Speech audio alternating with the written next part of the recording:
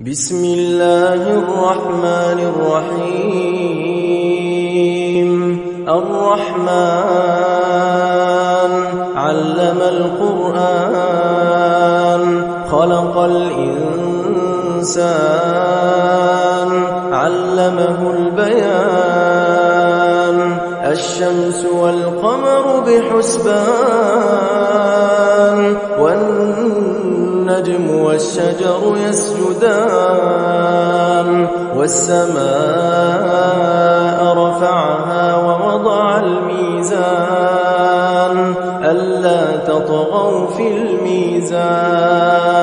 وأقيموا الوزن بالقسط ولا تخسروا الميزان والأرض وضعها للأنام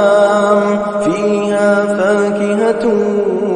والنخل ذات الأكمام والحب ذو العصف والريحان فبأي آلاء ربكما تكذبان